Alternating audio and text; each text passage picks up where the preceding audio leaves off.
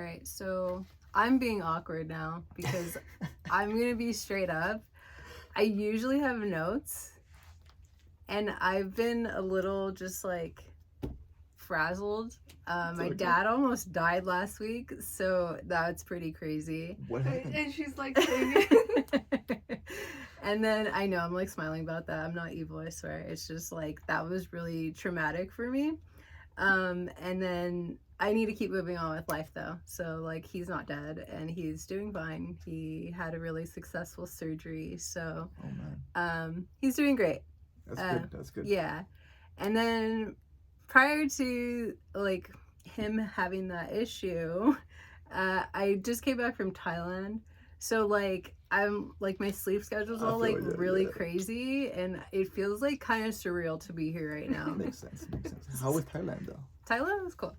I had a lot of fun. Have you guys traveled out of the country yet? Yeah, we did Prague, Vienna, and Armenia. Nice. But Thailand is definitely on our list. Do you have family in Armenia? We do. Yeah. Okay. Yeah.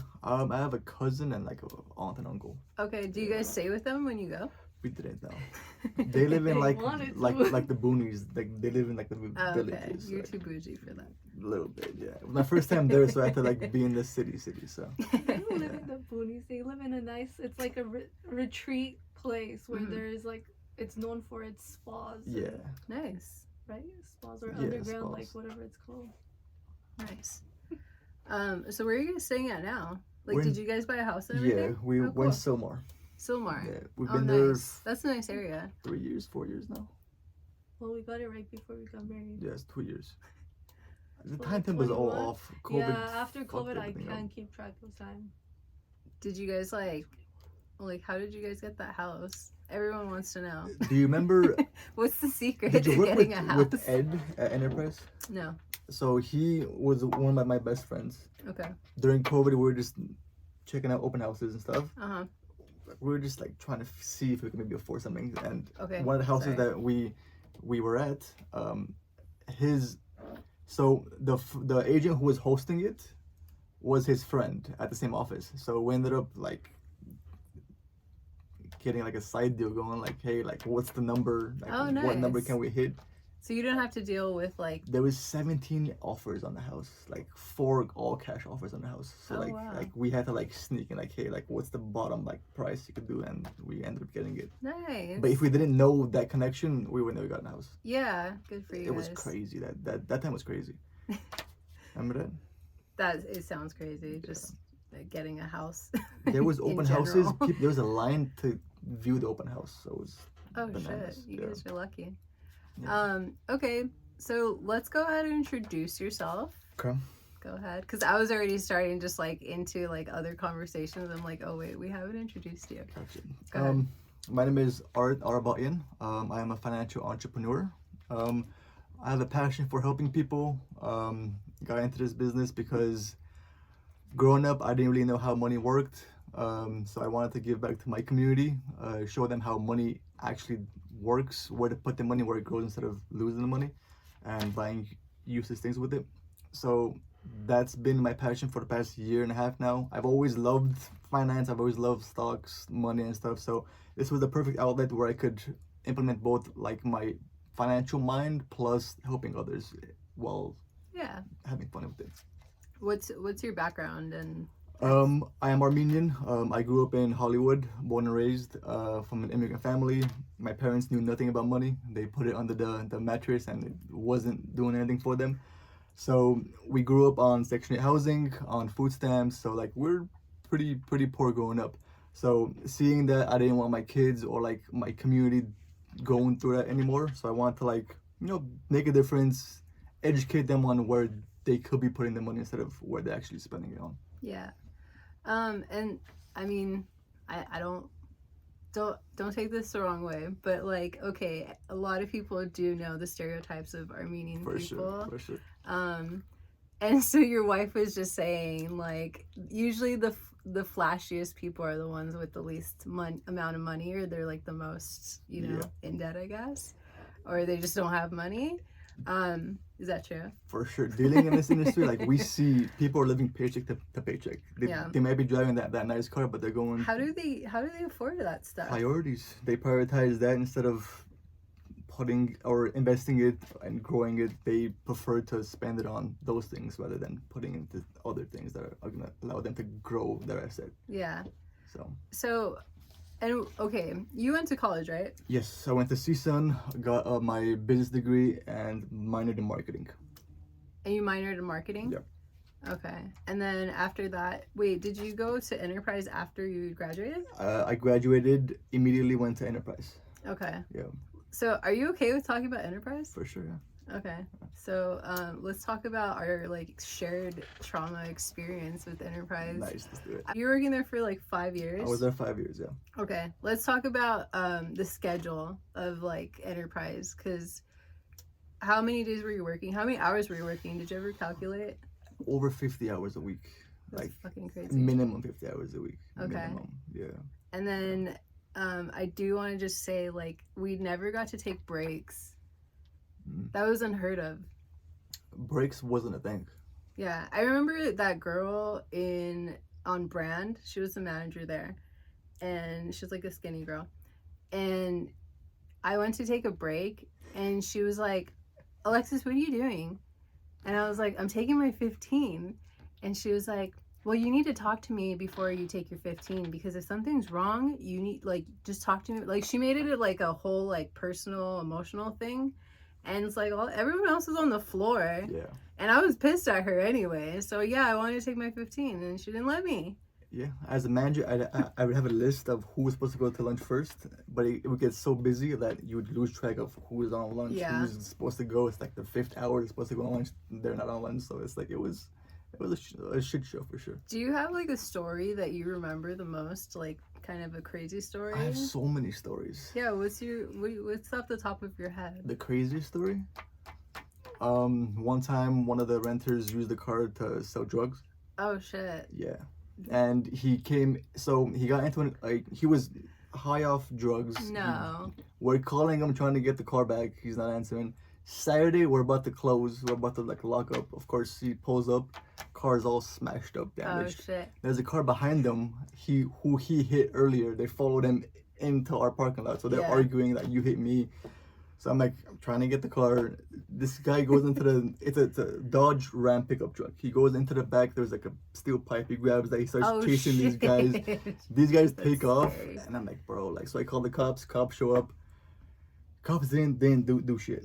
We got the car back. So he's high up his ass. I don't know what he is on, but he's talking to the cops saying the dolphin's off me. The dolphin's off. I'm like, who the fuck's a dolphin? Not like a dolphin. So apparently he was running drugs, and the guy that he owes money to, it's a dolphin. So he ended up losing the drugs or using it himself, and he had to pay back the dolphin, and he didn't have. So he was begging the cops to take him to jail. Cops no, you're on your own. So we're not taking you to jail. Yep.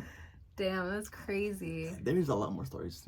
Do you remember there was this girl, and I know you were there, you and Nate were there. There was this girl that was my friend's sister, and she stole the car. The car went missing for like a while, and Nate was like, he was like, hey, like, do you think you could reach out to your friend to like get a hold of his sister, because she hasn't returned the car. It was like over a month or two that she didn't return the car. She stole the car, and I don't know, I think she crashed it or something. And I just remember you telling me, you're like, don't even give him any information. Don't get involved. Yeah. You're going to get yourself into like a mess, and don't even just say you don't know your friend anymore. Yeah, there's so many things that I don't remember that at all. I have like weird memory. Like, I remember like dumb shit. Bro, I was a repo man. I was like bankruptcy person. Like, I was everybody like there. Like, I would call them like, hey, like, where's my car? You know, like, or where's the payment? So it's like it was fun over there. It was not fun. I remember like my first couple of months, and I think I was only there for like 8 months. I just remember my body being so sore, and like every time I would come home from work, I would just fall asleep and pass out. Like I couldn't do anything else the rest of the day. Yeah, that's the biggest reason why I left. Yeah. There was no work-life balance. It was just work. It was just work. Yeah. And then on top of that, they like pressured you into going to happy hour. And like, Happy hour. yeah, like I wasn't happy to be there. Like I felt obligated to be there because they're like, oh, you need to go because it makes you look good to like the higher ups or Yeah. whatever. Yeah. And I was just like, okay, like here I am. I'm here. I enjoy drinking, so I kind of had fun at those Yeah. events. But yeah, the more ass you kiss, the more further up the pipeline you get. Okay, I have to cut this out. He got fired too. Okay, so like low key, he kind of like messaged me after I got laid off, and he was like, it was like late at night too, and he's like, "What are you doing?"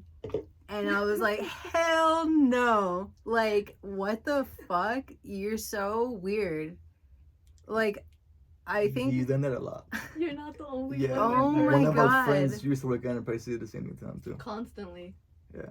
I felt so weird because like at work he tried to make it seem like he was like a father figure and like he was like this, you know, like I don't know, professional guy that was just so like successful and this and Business that. hours. Yeah, he's like full of shit. Mm-hmm. And I don't like once I got laid off, that was what happened. He had messaged me twice. The first time he was like, "Hey, how's it going?" Like he actually seemed like genuine. So I was like, "Oh, you know, just looking for a job."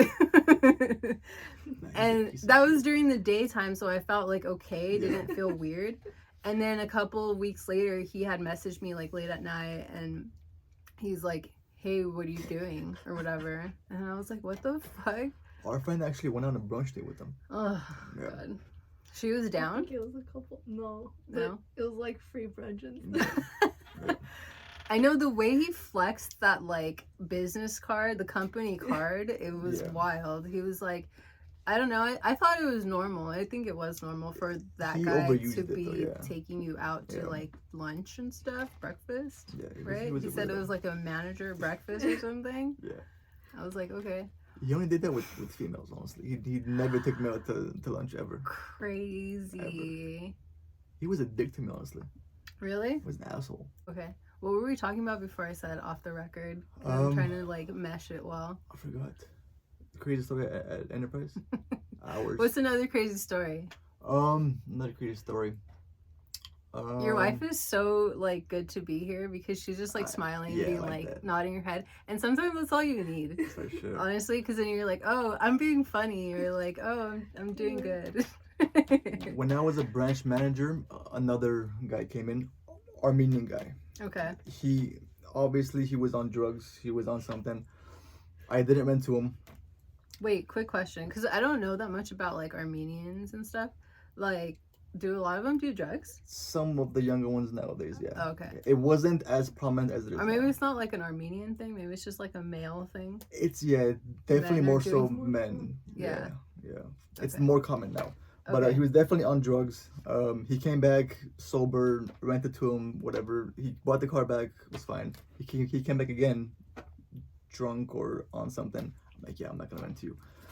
He went down to the next city. He rented a car. He ended up crashing it. Oh God. He ended up being in a head-on collision, and he killed himself and Oh, somebody else in the car. shit. That's freaking wild. Yeah. And I looked him up, and it was the same exact guy. Oh no. He ended up being like a friend of a friend, and yeah, That's sad. it's a crazy story. Yeah, drugs are not good. Especially nowadays where it's like Oh, they're like prominent. laced with like Yeah. fentanyl. Yeah, you think you're getting something, but you're getting towards something different. Yeah. Yeah, and it's like stuff that you like, you know, you put that life behind you. You Yeah. grow out of it. Yeah, exactly. Some people don't though. I know, and that's like scary. Yeah, Because then at that point you're like addicted. exactly. And it spirals out of control. Yeah. Okay, so we'll stop talking about Enterprise. They don't deserve us. They don't, for sure. For sure. Okay, so what was like one of the first things you learned about money? Not paying interest. Okay. Who So- taught you that? I learned it myself. Okay. The more you pay off, the sooner you pay off your credit cards, the better it is. Okay. There's this thing called compound interest. So Okay. you either earn it or you pay it. You earn it over time, your money grows faster. If you pay it, you end up paying more faster. So if you're just paying the minimums on the credit card, it's gonna take you years to pay off that debt. Yeah. So the goal is to pay more than the interest that they're charging. One of my bankers had told me, and I don't know if this is true or not, and it probably is like irrelevant, but he had said that when I got my first credit card, he said, just use it for gas and then pay it off. He's like, but let it sit for a while and then pay it off all at once. That doesn't make sense. Does that not make, he was, okay. The goal of a credit card is to use it daily, but pay it off every month. Yeah. To benefit off of the points and like the perks that the credit card has. But paying interest, you're not benefiting off of it. The bank is benefiting off of it. Yeah, he was just telling me not to let it get to the point where you're paying interest, but he told me to just pay it towards the end of like the cycle or something. Yeah. And does that even matter? No? Not necessarily. As long as you're paying off the whole amount. Yeah. Okay. You're good. You're building credit that way, plus you're getting the perks of the. I always wondered why he told me that, because it didn't make sense to me. If like, why not just use it and then pay it off right away? Yeah. You know, isn't that the same? What's your credit score at? If you don't, 780, 790, something like that. It dropped because we just got a car for my sister. So I was the main signer on her car. She was the co-signer. Her credit was terrible. So I had to. Do you trust her? I have to trust his family. So yeah. You're so family oriented. I wouldn't trust anybody. Being Armenian, you're kind of forced to. But like growing up, my dad did it with his family, and it ended up being sour. So hopefully she doesn't screw me over. But I trust her. That's good. Because it's just like they obviously can't get their own car for a reason, unless they're like young or something. But it's just like scary. Because then it's like then it becomes personal, and it's like. Yeah. So we have 2 cars, we have a mortgage, and like I'm like if she doesn't pay, like I'm gonna end up paying for it. But are you guys almost done paying off your house? No. I don't know. I'm naive. 3rd year in, so we have 27 more years to go. I thought you guys were balling. Definitely not. Balling on a budget. What was your down payment for the house? We had help from our parents. It was 20%. So to avoid paying PMI and all the excess fees, 20%. That was their like wedding gift to us. Instead of doing a big wedding, we put it down on the house instead. Do you remember how much the number was? It was like 115,000. Okay. We had a bunch of money saved up. Nice. I think it was like 40,000 they gave us. Okay. Yeah. Nice. But without that help, we wouldn't be able to afford a house, especially in LA. Yeah, the reason I ask is because a lot of people that get houses, like, they don't admit that, 1, their parents helped them, or 2, like, they're just, like, they inherited things. I don't know, you know? They just kind of try to make it seem like, oh, I worked so hard for this. It's so crazy. I hate people that do that. Yeah, especially with social media, too. Everyone's like, oh, I did this on my own. Like, did you really do it on your own? Like, who helped you? Yeah. How did you figure it out? I hate those influencers that are like, it's easy. Just, like, do this. Just, like, stop buying coffee and you'll buy your house in no time. Yeah, it's bananas to me. Yeah. So what are some tips you have for like building your credit score? A lot of people need to work on that. Don't spend on stuff that you don't need. Simplest thing. Don't use credit cards on everything. Pay them off monthly. Don't let that credit like revolve, especially nowadays at 25-30% APR. So you're paying. What does that mean? What's APR? It's basically the percent they charge on interest each month. So let's say if you owe $100, you owe $125 because of the interest. Okay. So the more the money's in there, the more it's compounding, the more you're paying the interest. But we try and avoid credit cards at all costs because it's a trap. Oh. Because what do you say? They want you to keep spending. Get in debt. Yeah. The whole system is set up that way. Yeah. Mortgage is a debt. Car loan, that's a debt. Student loan, that's a debt. Credit cards, everything is set so you're paying more instead of receiving more interest. That's because of like our economy and our like capitalistic like how our countries run, right? It's like meant to always be like consumers and like to always be paying and to be in debt. That and lack of education. Yeah. Because the poor and middle class are usually ones in credit card debt. The rich don't really have credit card debt. Yeah. The rich use credit cards to get the perks of the points of the travel awards, all that stuff, and they pay it off every month. Mm-hmm. But the poor middle class use it as, hey, like I can't afford this at the end of the month. I'm gonna put it on my credit card, and it just piles up, and they never get to it, and just gets to the point where they have to either go bankrupt or they have to get more credit cards to compensate for the lack of money. Yeah. What are some items that you think are unnecessary for people to be purchasing? Nice cars, Yeah. jewelry that they can afford. Would you recommend like used cars? Or depending, I guess? Depending on the person. Yeah, just get a reliable car that's gonna get you from point A to point B. Yeah. I like flashy cars, so like I like to spend. I know, I a saw little your bit. Audi. I was like, wow. Yeah, that's one thing that I like to spend money on. Like Your car? Yeah. After you're Unfortunately. saying don't spend money on your car. Yeah. Just kidding. Yeah. No, like. No, if you can afford it, by it's all gotta make means, sense. like. It's gotta make sense. Yeah. But if you're breaking the bank just to pay your car note, that doesn't make sense. You're working backwards. Right. Yeah, don't keep yourself in debt. Yeah, exactly. But and then you said jewelry? Jewelry, yeah, that's another big thing. Yeah. That it doesn't really do anything to you. Yeah. Like, yeah, it has some gold value or some like diamond value, but like, what is it really doing for you? You know, but like spending like luxury goods, like bags, Yeah. fashion, shoes, like that. You shouldn't be spending your money on those things. Yeah. Put that money in an area where it's gonna grow, because Right. that's gonna depreciate over time. You're losing money. That's a True. liability. It's not an asset. True. And then I think like a lot of people like to spend a lot of money on food too. Yeah, That's another Postmates. all of Yeah, that like stuff, yeah. delivery fees and stuff. All that stuff adds up. So one of the services that we do is a complimentary like financial needs analysis. So we sit down with them and see where the money is going. Okay. And most of the people's money is going to food and like drinks and like bars and stuff like that. Yeah. That's a waste. Do you do like a spreadsheet or something, or you just like? We How sit do you down guys with do it? them, so pretty much we ask what their goals are. If they have no goal, we try and create a goal for them. Like, oh, when do you want to retire? Do you want to put your kids through college? So we have something that they're looking forward to. Then we see what they're currently doing. Do they have a 401k? Do they have a savings? Are they putting money away? If not, we try and budget it. So if they're spending too much on, let's say, Netflix or like other things, we try and make sure that they're canceling that and putting money where it's going to grow for them. Right. So that's the first thing that we do. Yeah, like so. Do you advise them on like expenses and stuff For that sure. like, okay, you don't need this, or like Yep. things like that? Yep. What So- are some things that you found? Subscriptions that they don't use. Yeah.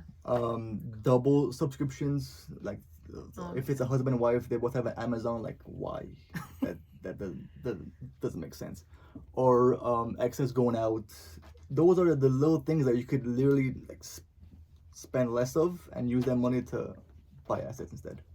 Do you guys, both of you, do you guys think that making food, I mean, especially with like the cost of groceries and everything, do you think that like making food at home is still cheaper than buying out? Depends. Are you gonna eat the food? What do you mean? Because we meal prep and we eat it for Okay. like the first day or two, and then we stop eating it like after the third or fourth day. So like we spend more on not eating the food. Okay. Because I like a You like different. Yeah, I like Okay. to enjoy my food. I don't like just to eat the same thing over and over again. But yeah. no, if you buy in bulk and like you prepare like a decent meal with it, for sure it's cheaper. And you're like consistent at just, or like you're, I don't know, like you're strong-minded, I guess, and you're just like, you have that willpower to keep Yeah. eating the same food Yeah. if you're meal prepping. Like we eat out every Friday. Okay. But that's our like cheat day. That's But during the nice. week we try to do the best on eating from the house. Eating at home. Yeah. Yeah, because it's just me and my boyfriend. We live together, and he buys like the food, and like when we go out to eat and stuff, he pays for it. And I mean, I help him like with like overseeing his like finances and expenses and stuff. And I'm just like, you know, I can't tell if you're spending more money when we eat out or when you buy groceries. Yeah. It's so wild to me, just because of the cost of Yeah, everything is just going up. It's crazy. So sometimes it feels like more worth it to just eat out, Well, right? for sure. Yeah. Like depending obviously where you're eating at. Yeah. But Postmates, that's just extra charges. If you're I gonna go out there and know. actually get it, bring it home, Get your that, ass up. that makes sense. Yeah. What did you learn being in college? Like what was one of the things you learned with money? Honestly, nothing about money. What? Yeah, they don't teach you anything about money. They teach you to be a consumer rather than be an investor. I learned most of my money habits outside of Okay. college. Outside of college. So looking back on college, I should have networked more. I should have put myself out there more. I'm naturally like introverted, Me so too. that's the thing I kind of regret in Me college. too. I should have been more outgoing and more like made friends. But like in terms of money, I didn't learn anything. I took business classes. Like they taught the theory of money, but they didn't teach you tangible things to use in your day-to-day life. Okay. That's where we come in and like we mentor you on like where to put your money, how to budget, how to stay disciplined and not spend above your means. Yeah. How do you recommend people stay disciplined? Like some people some people have like things like, oh, I'll put my money in a shoebox and like I can't touch it or something. Yeah. Like, do you have tips? Mentally, that's Just stay mental? mentally strong. Everything's mental. If you think about it long enough and you just do it, you're gonna. It's gonna be hard the first couple months, but then if you make it a habit, a routine, it gets easier. How did you like do it? What was your, because like for me, my thing was like, okay, I'm gonna put half of my check into my savings every month, and like I'm just gonna keep accumulating it. I wrote down all my expenses and all the things and how much I usually get paid, and like an average. Yeah. And then I set that goal, so that means like at the end of the year it should add up to like a certain amount. Yeah. What did you do? So the first What thing do I you did do? was so my job at the time was matching 3% of my 401k. That's the first thing I did. Okay. So match the 3%. That's free money right there. Mhm. Then I pay myself first. So every time I got paid, I would put at least 10% of it in my savings account. Okay. After that, I would invest in things. I would put it in, let's say, an index fund. An index fund is like a stock, but you're buying the whole stock market. You're not buying just a single stock. So you're betting that the whole market is going to do well. Okay. So it's riskier if you just buy one stock because it's going to go up and down. But if you buy the S&P 500, you're buying the whole U.S. economy. How do you even do that? Like, It's- can you it's do called- that on Robinhood or? You can, yeah. It's Okay. called ETF, Exchange Traded Funds. Okay. There's a fund called VOO, Vanguard is their fund, but it tracks the S&P 500. Okay. The S&P 500 is like the 500 biggest consumer companies in the whole U.S. Okay. So if they're doing well, you're doing well. If they're doing bad, you're doing bad. But the chances of all of them doing bad is very Not likely. rare. Exactly. Okay. So the gains aren't as robust as let's say if you were to buy Apple when it first came out, but like you're guaranteed 8 to 12% gains each year. Okay. How much did you, I mean, if you don't mind me asking, like, how much did you invest in that? So the first thing I did was max out my Roth IRA. How did you do that? Just put money aside. Just put 10% of everything that I own. Every check that I got, 10% of it I would put aside. Into your Roth? Yeah. Okay. Can you explain what a Roth IRA is? Roth IRA is a individual retirement account which allows you to put up to $7,000 per year, and you can take it out in retirement tax free.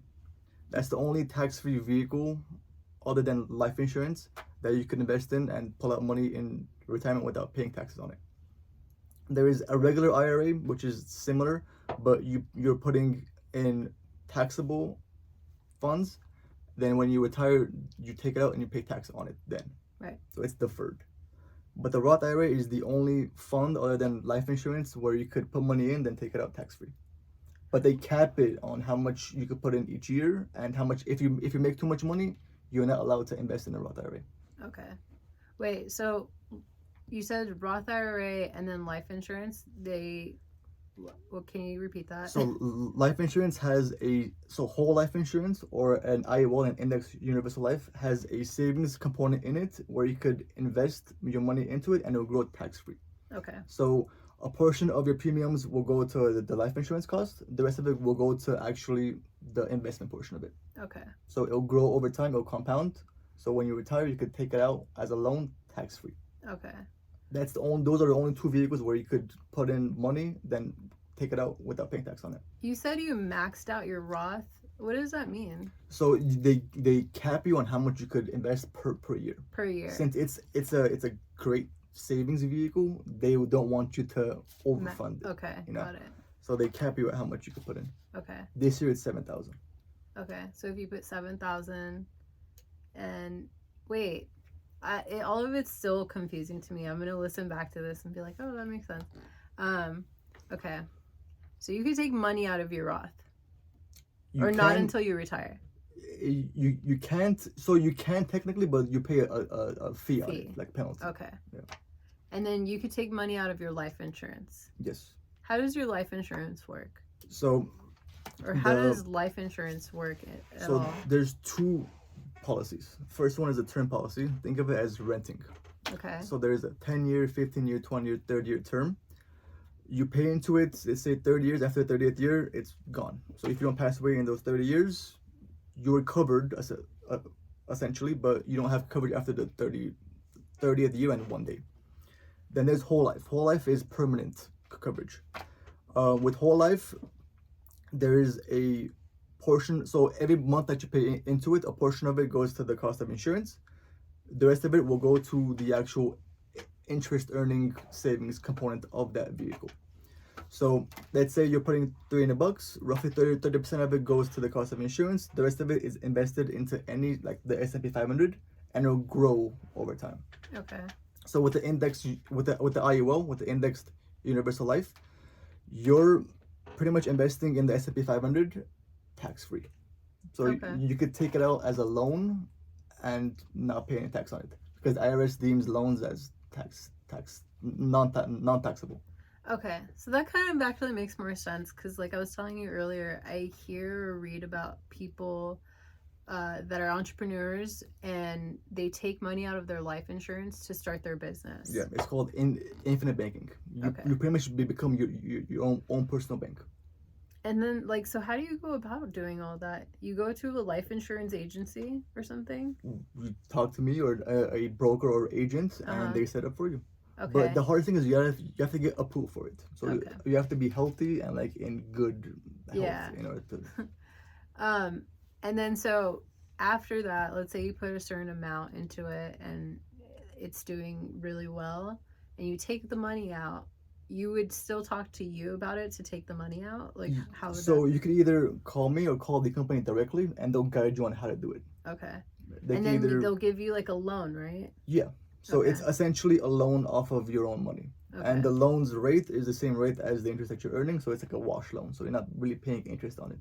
Okay. So at the end of it, you could either pay it off and still have those money, that cash growing in it, or not pay it off, and they'll take it off of your debt benefit.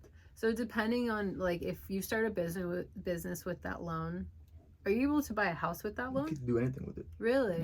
You could buy a house with it, buy a business, whatever you want with it. Okay. So depending on all that, like, I had just lost my train of thought. My peripheral saw you recording, and I was like, oh no, am I sounding stupid right now? Okay. I thought it was a cute behind the scenes. Okay, no, that is cute. It's so cute, but I just got thrown off. Okay. What was I saying? The whole concept of life insurance is very like taboo. Okay. People don't want to talk about it. Yeah, and the reason also I'm like really trying to make this episode like a little like personable, relatable. Like I don't really want to edit too much out. Because it's just like people are so scared to talk about money. People don't feel like they feel like if they don't have money, they can't relate to talking about money. And that's not true, you know? So, I mean, it's like everyday people that should be learning about money, or just like, even if you don't understand like what he's talking about, like you should try to like Google things and look it up, because like now you have the terminology to watch a YouTube video about it or something, you know? And honestly, no one has it all figured out. Yeah. We see people who make $2 million a year, they're living paycheck to paycheck. Like their expenses are all out of whack. They're paying Right. more on stuff that they don't need, like the nice car or the mortgage, and they're not able to save anything. Right. So it's not about how much you make; it's how much you keep at the end. So that's another thing. Taxes. Yeah. We invest in things and we buy things that we don't really focus on the tax implications on it. Mm-hmm. If you were to buy stocks, you're gonna pay capital gains tax on it. Insurance is the only vehicle where you can put money into it and it'll grow tax free. The IRS can't touch it. That's the beauty of it. That's why like the Rockefellers, like these big people invested in it and they had generational wealth. They pass it down to their families without being taxed. That's another important thing is that, how old are your parents? 68, 65. Okay, they're around, yeah. So my parents are like, they're like 57, 56. I feel like that generation wasn't taught about generational wealth or even just like how to use their money. Mm-hmm. So when it came to like things like, I don't know, like my mom did the best that she could and everything, and she tried her best, and I have no, I don't know, I don't have any like any bad thought about like how she raised me or anything, but I just feel like there are things that maybe she could have done to help set up my brother and I for like just like an easier track on like not being in debt. And like I have a student loan, and Me too. I sometimes feel like if she would have just let me claim myself, I would have been able to, get financial aid and not be in debt. And essentially, like, and I know she probably used that money for, like, good things because she raised us well. But I think, like, when we think about long-term things, you should be setting up your children for generational wealth, because in the long run, that's going to make their life easier and they're going to be in less debt and, like, they'll have the upper hand to just like keep making more money, and not be in debt. So sometimes, like as a parent, I think you need to make those sacrifices. Were they first generation American? Yeah, well, I'm first gen. Well, they were born in Mexico, Gotcha. but they came to the U.S. as like, my dad came as like a baby and my mom came as like a 10-year-old child. Gotcha. So they were kids. Yeah, they were in like survival mode. They were trying to like make ends meet. They didn't speak a language. Same with my parents. They didn't speak a language. Like they were just trying to like survive, make ends meet by any means possible. Yeah, so, and like, education is important. Yeah, and you weren't taught that. You just and coming from a different country, like you can't really trust the American system. Like you trust somebody to put your money into let's say a savings vehicle and an investment, and they end up like fucking you over. Yeah. So like there is that aspect of it too. Like you don't really trust people with your money because you work so hard for it. Right. I'd rather put it in a place where I could physically see it and touch it, and like if I need it, I'll go and get it. Yeah, which is why so many like immigrants do that, like under the mattress shit, you know. And it's like my birth certificate's there, like everything's on there. Everything is there. Anything that's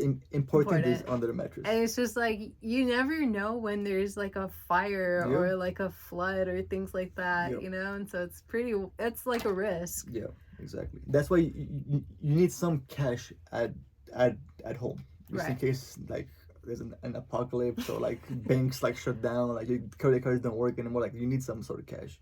So, are you able to disclose how much money you have in cash at home? If not, that's fine. Okay, I have $100. No, we have a good chunk. Like I prepare enough where like I need to have some sort of cash. I have cash always on me. Okay. Because you never know when you're gonna need cash. Yeah, I guess that's true. I don't trust the banks. I don't trust the banks at all. Really? Okay. I mean, I blindly do, I guess, but I also just don't want to hold on to my money. But it's funny because I remember at Enterprise, a lot of Armenian men they wouldn't even ask me. They would just be like, cash, like cash. Yep. I'm like, no, we don't take cash, man. Yeah, it's that immigrant mindset, like, because cash is taken everywhere. Like, you're like, well, you don't take cash. Like, what the hell? Like, I'm like, no, bro, I have no cash for this year. It's just debit or credit. I know, like, we're not trying to get robbed. It's like I'm giving you a car. I can't trust you with a $100 bill. Like, I'm giving you a vehicle that's like $20,000. Like, I can't just do that. Yeah, okay. But like cash is definitely king in like all immigrant cultures Right. because they typically work under the table like for like untaxable. So like they have already always have cash in hand. Yeah. And kind of like growing up, that's what I was kind of used to have cash. Mm-hmm. So I have a good chunk of cash at home, but Nice. you need money in the bank. You need money in like stocks. You need to have a diversified portfolio of where you want to put your money. Mm-hmm. I agree. You don't want to put your eggs all in one basket. So what's a good percentage to put into stocks? Depending on how old you are, depending on what your risk tolerance is. But if you're young, let's say like you're our age, a good chunk of it, like good like 80% of it should be in stocks. Okay. Yeah. 80% of it, yeah. Because you have so many years to grow it. Why not maximize that? The Yeah. only time you should like divest in from stocks is when you're closer to like retirement age. Okay. That's when you have vehicles like an annuity. An annuity never loses money. So you Okay. put money into it, it'll grow, but if the market goes down, you don't lose any money on it. Okay. So the older you get, you should divest from stocks and put it more into like bonds, safer things where if the market does go down, you don't lose your whole life savings all in one day. What are bonds and how do you purchase a bond? Bonds aren't really common anymore. Okay. It's like state and federal, like they sell them, but we how usually do you purchase it? through brokers. Okay. Yeah, brokers and people in the industry do sell them, but the typical person doesn't really buy bonds. You could invest in bonds like through an like a fund where there's bonds in it, but Okay. you can't. I don't recommend physically buying bonds. Okay. Just But it doesn't is make sense. safer? It's safe in the sense that it doesn't lose value. Okay. In case like the stock market does crash, you have some sort of like asset that's still kind of staying constant. It's not losing money. Okay. Do you project the stock market to crash anytime soon? Every 4 years, the stock market does go down. Okay. Every 10 years, there's one big crash. So that's Do a you common think it's thing. long overdue? Yeah, right? It And is. you shouldn't see it as a bad thing. Okay. If the stock market go down, that's a buying opportunity. Right. You have to buy low in order to sell high. Okay. So like think of it as like stocks are on sale every time the market crashes, but you don't want to be in retirement age and having the market crash. That's when you lose all your life savings. Yeah. That's wild. And so what happens? What do you do then? Cry. So if you put 80% and the stock market crashes, You lose a good chunk of it, yeah. okay, but you should be having a different savings as well. So the closer you get to retirement, your financial educator person should tell you, hey, like you're getting close to retirement age, start putting money, moving your money from one vehicle to the next vehicle. Okay. Yeah. Can you explain what a high yield savings account is? Because I try to tell people to do that and they don't listen to me. It's basically like putting your money in a bank where it grows a little bit faster than it would at a regular bank. Okay. The regular bank gives you less than 1% interest. These smaller banks, since they just want your money. Yeah. So they're giving you more interest on your money than a regular big bank. Let's say like Bank of America, Chase, Wells Fargo would give you.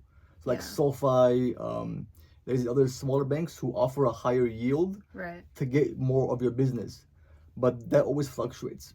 Yeah. That's based off of the current interest rate. So if the interest rates are high, they're able to offer you more interest. But when rates go low, they go back to like that 1%, 2%. But it'll never go down to like a big bank, right? Because the big banks are like I have different bank accounts, and then the big bank it'll give me like Pennies. 15 Yeah, cents. pennies. They will never offer it because they have so much business. They have so much money coming in. It's not, and They don't need to. Yeah, it doesn't make sense for them to offer that. More. Yeah. So like smaller online banks will Yeah. offer more because also I read that they don't have like the front costs of like actual like Yeah.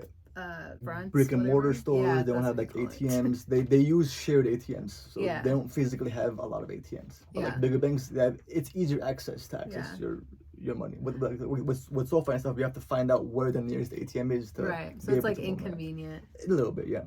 The easier it is to pull your money out, the less likely they're gonna offer you higher yield. Right. The harder it is for you to take your money out, the more they're gonna pay you. the more money interest you'll Yeah, get. exactly. Okay. Exactly. Yeah. Do you have a high yield savings account? She does. She does. I do not. Okay. Yeah.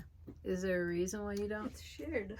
It's shared, yeah, but like she's just in charge of it. I like to have access of my money like from a bank, you know, like I like access. That's that trauma from my growing up. Like Yeah. I need that money now. Like you want to see where your hard work is. Yeah. Exactly. Do you have any other notes? I'm just trying to think off the top of my head things that are like important for me. Have an emergency fund. Okay. Have some cash at home. Put money in a bank.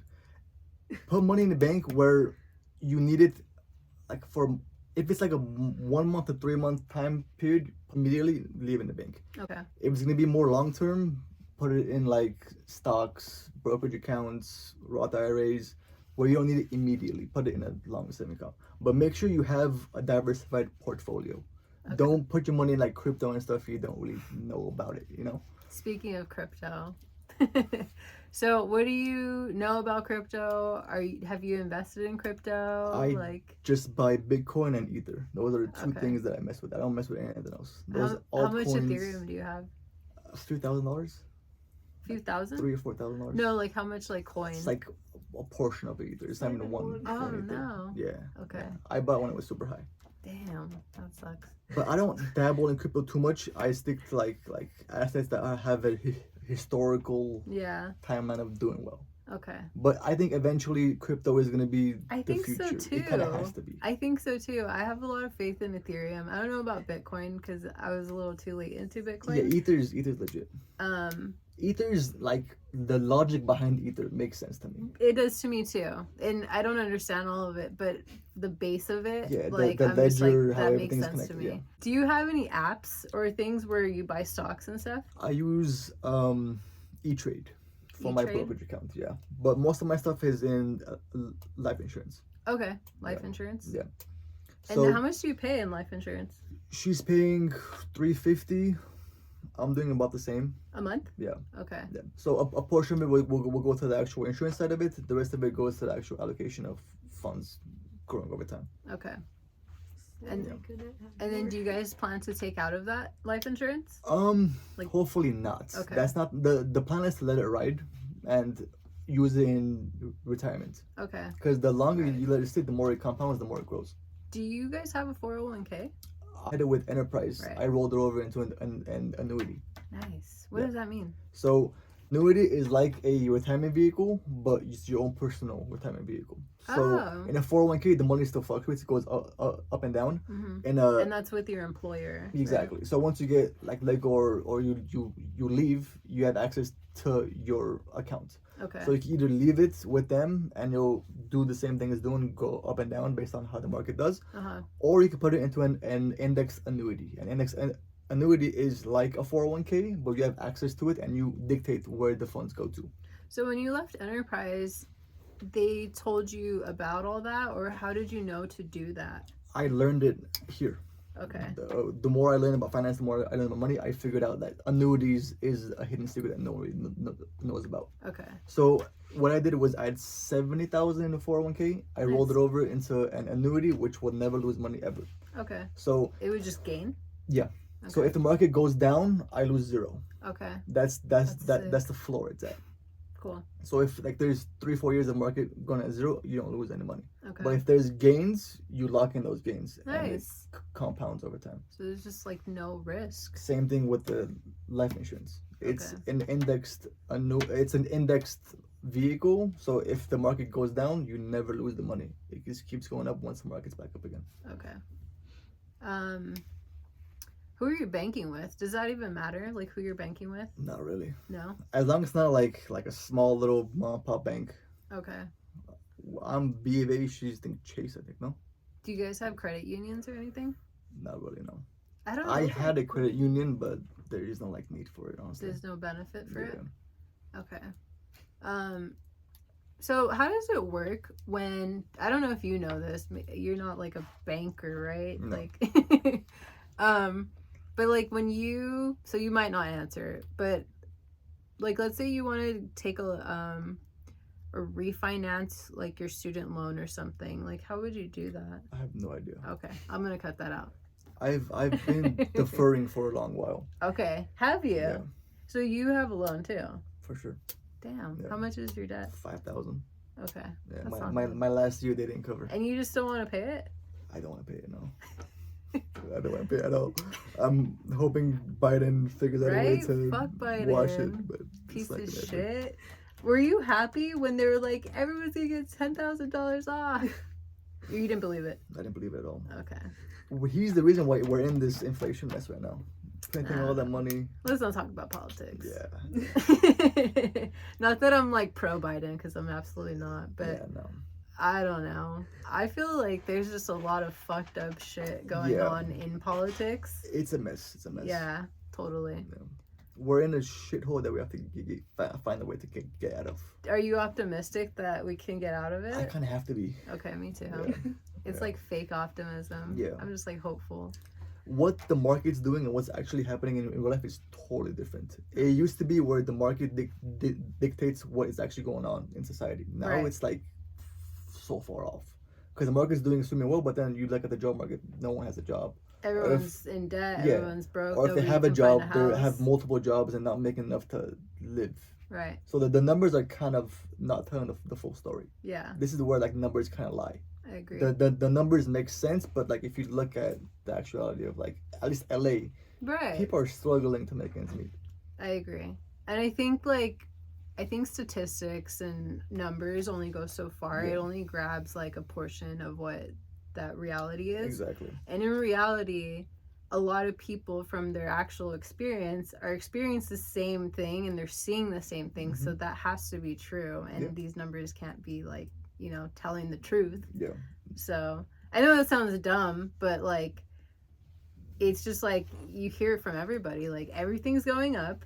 Yeah. All these corporations are making so much money. They're making like killings every year annually. They're just like exceeding from last year. Yeah. But yet like the minimum wage is like still fucking low. Like Yeah. I think it should have gradually went up over time and it didn't. And so now it's like barely going up. Yeah. And then just like everything's like a mess with like the way actually people are living and like everyone can't find a house and Yep. like everything's just so expensive and it doesn't make sense. Everything's like out of reach. Like you could see it, but like you can't really like touch and grab Yeah. it type of thing. Yeah, and then it's just like there's no caps to any of the corporations either, so they just kind of like keep winning and the people keep losing. They're making up for all the losses that they had during COVID. I feel like Yeah. since everything was in a standstill, but I don't know. Anyway, did this go by really fast? It flew by, yeah. It's already at like 54 minutes. That's- So, do you have like a closing out of anything you want to say? Any advice? What should I say? say? With our like company, we have a unique advantage where we could bring people on as team members too. So let's say you want to make passive income and you don't know how to, we teach you these skills, how to educate people on how money works, and you could spread this and build a team around yourself, and you could join our team and make passive income on the side. Okay. So that's one unique thing. Like we provide like mentorship, leadership, guidance. Is that like how much does that cost? So it's $125 to start off, but you learn. So we have Tuesdays and Saturday courses. Tuesday is more of like the business side. Saturday is more of like the policies that we do, how we help people like actually. But most of the stuff we learn is like mindset shifts. Changing your mindset on like have not to more like I can do this. Right. Because coming from an employee to owning your own business, like that's so difficult. It was so difficult for me to grasp. Transition, Yeah, because yeah. no one was telling me like, oh, you have to do this, you have to do that. I was building my own schedule. I was doing things on my own time, and like I wasn't being too efficient. So my mentors taught me how to like think in a positive light, to not have that limited mindset where, hey, I can't do this, or I'm introverted, I'm shy, I can't do this. Yeah. Like if you ask me to do this like a year and a half ago, I'm like, yeah, no, you're crazy. I can't speak in front of people. I can't do a podcast. Same. I But agree. It's like that mental shift of like, I can do this, I'm capable of doing this. And there's a saying, there's a quote by Ed Milet: "You're most qualified to help the person you once were." So Right. if you come back, if you come from a poor family who you didn't know how money works, and now you know, Yeah. you could help somebody like yourself who's kind of in Yeah. that state of mind. Right. I agree. That's kind of ultimately what, like, I don't know what I'm gonna do with this podcast, or I don't know what I'm gonna do like long term with Yeah. my career. Yeah. But I do want to help people that have similar experiences to me, Yeah. because my life has not been fucking easy at all. Yeah. Um, Oh yeah. and I just feel like there's a lot of people that they don't they keep secrets from people because they want to make it look like their life's easy or their Yeah. life's like nice and everything. No. And it's like, why would you want to do that? Why would you want to lie to everybody like about how hard you worked to like get to a certain point, Yeah. Like, I don't know. No, I've been through so much trauma and like so much shit growing up, like it's built the person I am today. Like, Yeah. I needed to go through those hardships to be the person I am today. Yeah. So that's the trauma, the hardship, that journey is all worth it. And like I post stuff on Instagram to help me out. Yeah. With that kind of stuff, because like I need that data reminder. Hey, like, don't look forward, look back and see where you've come.